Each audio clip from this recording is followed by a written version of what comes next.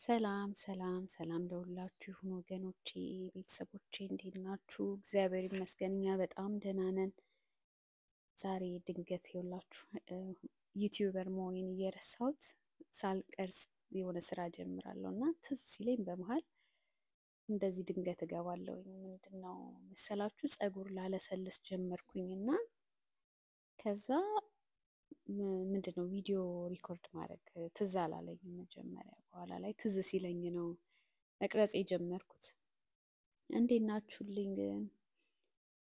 እና ይኸውላችሁ ዛሬ የፀጉር እንትኖች ምንድነው 3 ስቴፖች ናቸው ያሉኝ። እኔ ምንድነው ማጠብ፣ ምንድነው ካጠባችሁ በኋላ ደግሞ ማለስለስ፣ ከዛ መሾረብ፣ የሹሩባው ሲያረጅ ደግሞ መፍታት አራተኛው። ግን 3ቱ ወሳኞቹ መፍታቱ ግድ ነው። ግን እነኚህ ደግሞ ባንዘለው ብንሄደው ጥሩ የሆኑትን ስቴፖች ልንገራችሁ ብዬ ነው። ለኔ የረዳኝን እኔ ጋር በደንብ ውጤታማ የሆነውን ነገር ማለት ነው። እና ምን ጊዜም ካጠብኩኝ በኋላ ከቻልኩ የዛን ዕለት ካልቻልኩኝ የሚቀጥለው ቀን ፀጉሩን አለሰልሳለሁኝ በደንብ ቅባት እየቀባው ከታች ከቆዳቸው ስር እስከ ጫፉ ድረስ እያበጠርኩኝ አለሰልሳለሁኝ። እና ይሄ ስቴፕ በጣም ወሳኝ ነው ብዬ አምናለሁ በእኔ ማለት ነው። እና አንዳንድ ጊዜ ወዲያው አጥቦ ወዲያው ስርት የምናደርገው ነገር ልክ ፀጉሩን ምንድነው እንደ ጅራፍ እንደ ገመድ ነገር ጥብቅ ያደርገዋል እና እሱን እንደሱ ማድረግ አልፈልግም እኔ። እንትኑ ምንድነው የማለስለሱን እንትን ማለፍ አልፈልግም። የግድ ማለስለስ አለብኝ። በደንብ ቅባት ጥግብ አድርጌ እየቀባው በደንብ ማለስለስ አለብኝ ብዬ ነው ማምነው። እና እንደዛም ነው የማደርግላቸው ሁልጊዜ ለልጆቼ። እና በምችለው አቅም ያጠብኩለት ወይም ደግሞ የሚቀጥለው ቀን በደንብ ቅባት እየቀባው አለሰልሳለሁኝ። እና ምንድነው አንዳንድ ጊዜ ኢትዮጵያ ምንድነው ልጆቻችሁን ፀጉራቸውን ፍትት አድርጋችሁ ፀጉር ቤት ትልኳቸዋላችሁ። አንዳንድ ወላጆች ምናልባት ስለማትችሉ ሹሩባ መስራት የሹሩባ ምንድነው የፀጉር ቤቱ ደግሞ ሞር የተሻለ በደንብ በቆንጆ ቆንጆ የፀጉር የሹሩባ ዲዛይን ስላላቸው ምናምን የተሻለ ነገር የመረጣችሁ እየመሰላችሁ ሊሆን ይችላል። አጋጥሞኛል። ባለፈው የሄድኩ ጊዜ እንደዚህ ትንንሽ ልጆች ፀጉራቸው ሊሰሩ ፀጉር ቤት መተው አይቻለሁ። እዛው አጥበዋቸው እዛው ሾርበዋቸው ነው የሚሄዱት። እና እርጥብ ፀጉር ሹሩባ ሲሰራ በነገራችሁ ላይ በጣም ያምራል። ለጊዜው ያምራል፣ ልቅም ብሎ ምናምን ያምራል። ግን ፀጉሩ ልክ እንደ ገመድ አስተውላችሁት ከሆነ የሆነ ጥብቅ ያለ ነው ሹሩባው የሚሆነው እና ልክ ሲደርቅ ምናምን በቃ በደንብ እንደ ገመድ ነው ጠንክሮ የሚሰራው እና እሱ ፓርት ለፀጉር የሚመች አይመስለኝም።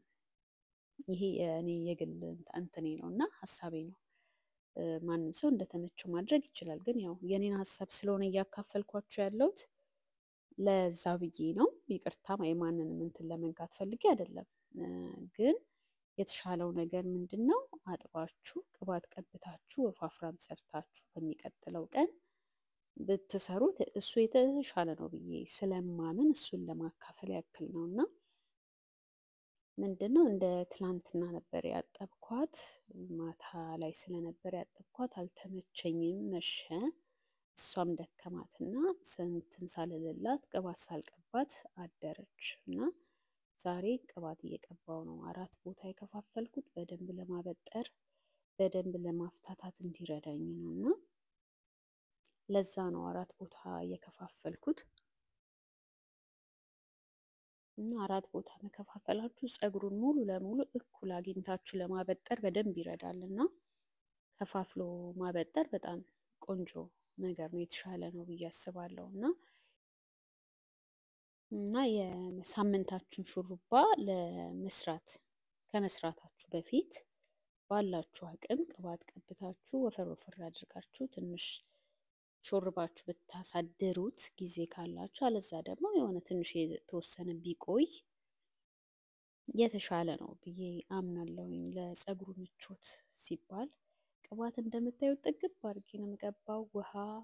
ውሃ የተወሰነ እንትን መጠጥ ያለ ስለ ነገር ስላለው ነው ፀጉሩ ላይ እና እርጥብ ነው እንዳልኳችሁ ትላንት ማታ ነው የታጠበው፣ ግን ሙሉ ለሙሉ አልደረቀም። በቂ እርጥበትም የለውም። እጄ ላይ የሆነ በእጃችሁ ስትነኩት ታውቁታላችሁ። በቂ ቅባትና በቂ እንትን ውሃ ሲያገኝ ሲኖረው እርጥበት ሲኖረው ልክ ቅባቱና እንትኑ ውሃው ከፀጉሩ ጋር አንድ ላይ ቅባቱን ውሃው እንዲዋሃድ ይረዳችኋል። ምንድነው ውሃውን ረጭታችሁ ቅባቱን አንድ ላይ አሽታችሁ ከፀጉራቸው ጋር ስታበጥሩት ወዲያው ሲዋሃድ እንትን ትሉታላችሁ። ደረቁን ስትቀቡ ብዙ እንትን አይልም አይገባም ቅባቱ እና ዋናው ማለስለሻው መንገድ ውሃው ነው። ሲቀጥሎ ነው ቅባቱ። ለኔ እሱ ነው የተሻለ ብዬ አስባለሁኝ። ፀጉሩ እንደምታዩት ብዙ ነው። ቁመት ብቻ አይደለም ያለው በጣም ብዙ ነው እና 4 ቦታ የምከፍልበት አንዱ ዋናው ነገርም እሱ ነው። እነሱን አበጥሩ ስትሏቸው አንዳንድ ጊዜ ይላሉ ይፈልጋሉ፣ በጣም ማበጠር ትፈልጋለች። በደንብ ነው ማበጠር የምትመኘው፣ ራሷ መታጠብ ትፈልጋለች። ግን ያው እየሞከረች አልቻለችም። ትሞክራለች ብዙም እንትን አላለችም። ያው በበቂ ሁኔታ አታጥበውም እና እኔ ሁለተኛ ስራ ነው የሚሆንብኝ። ማለት ጀምረው አጥባችሁ ራሳችሁ ስትወጡት ይሻላችኋል እና እንትን ምንድነው ታጠቡ ትሏቸውና እናንተ በቃ የሆነ ስራችሁ ከዛ ውሃ ውስጥ ይንቦጫረቁና ሲመጡ ቆዳቸው አካባቢ ላይ ያልጸዳ መሀሉ ያላበጠሩት ምንድነው ውስጡ ቁጥርጥር ያለ ለእናንተ ሌላ ተጨማሪ ስራ ነው የሚሆንባችሁ። አንዳንድ ጊዜ እምቢ እላለሁ። ያው የግድ መልመድም አለባቸው፣ ግን ያው ካለው የጊዜው እንትን አንጻር የእውነት ቢዚም ስለምትሆኑ ቶሎ ጨርሳችሁ ማረፍ ምናምን የምትፈልጉትና እምቢ እላታለሁኝ።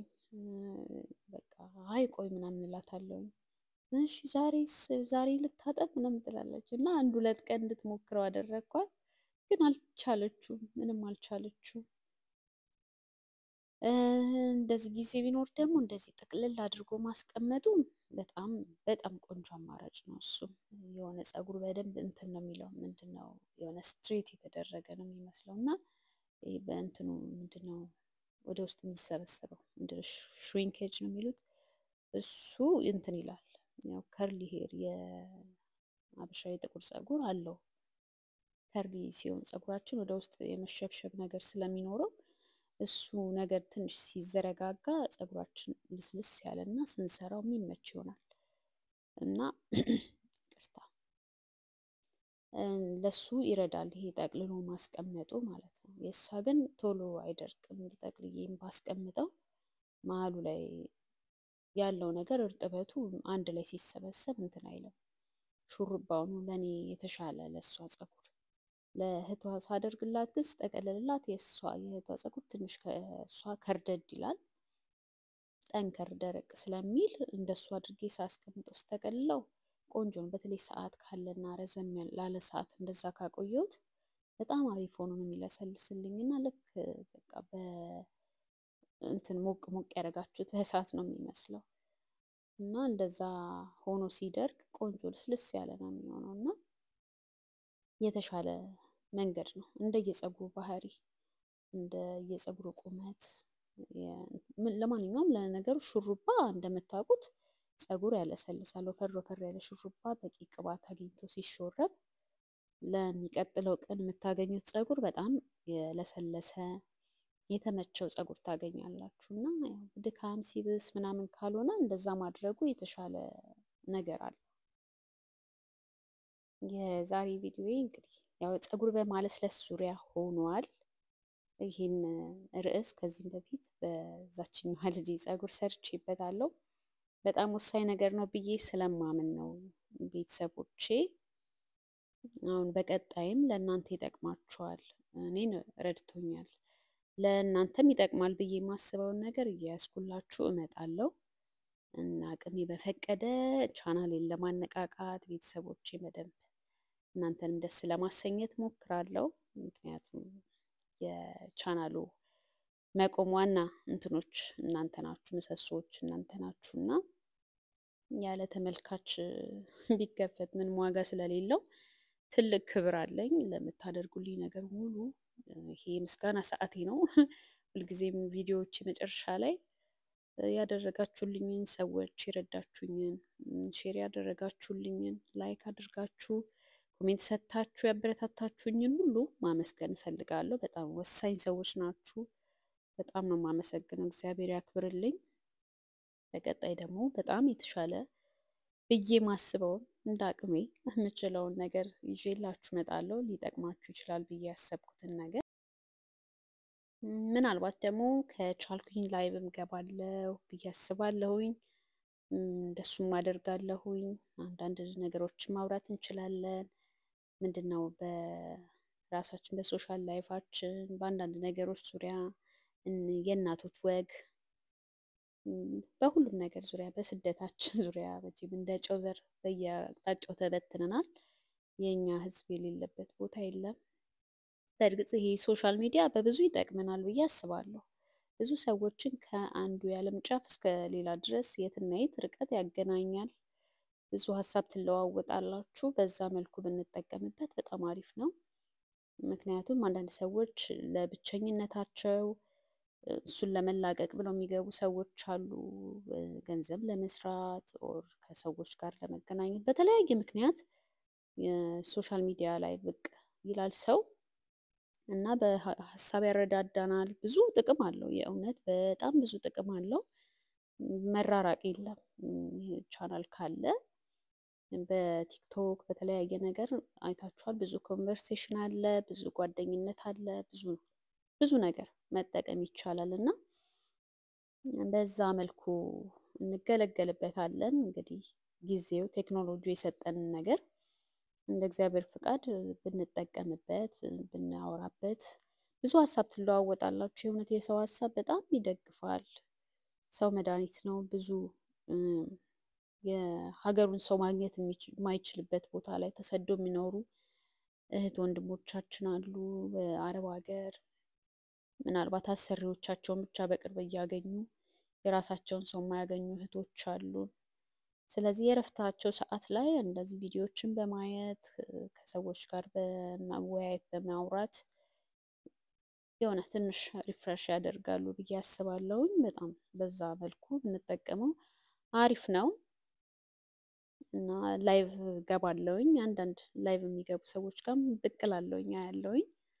ለነገሩ እኔ አክቲቭ የሆንኩት እንትን ላይ ዩቲዩብ ላይ ነው እንጂ የማየው ሌላ ቲክቶክ ምናምን ላይ አንዳንዴ ሄድ ብዬ ቶሎ ነው የምወጣው። ብዙ እዛ ላይ አይደል ብዙም አይስበኝም።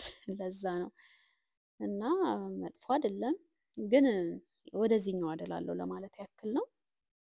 እና እናወራለን። በላይቭ ገባለሁ። ኮሚኒቲን ከፍ ማድረግ ፈልጋለሁ። ቤተሰቦቼ በዛ እንድትሉልኝ እፈልጋለሁኝ።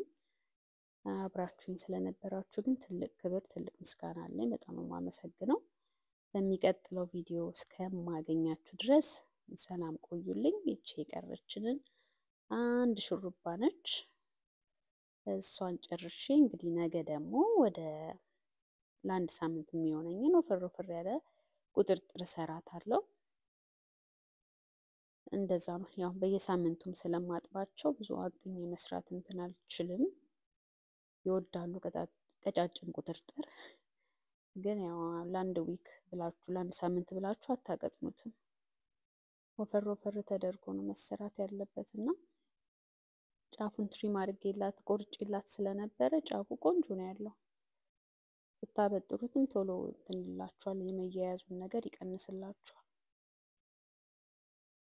እግሯን ወደ ላይ ሰቅላ ተቀምጣ ደግሞ ወንበሩ እየተሽከረከረ እሱን ወደዛ ወደዚህ እያደረግኩኝ በቃ እግሯን መሬት ብታደርግ እንትን ይላል። ግን ለእሷ የተመቻት እግሯን ሰቅሎ መቀመጥ ሆነና ወንበሩ ወደዛ ወደዚህ እያለ እሱ ራሱ ሌላ ስራ ሆነብኝ።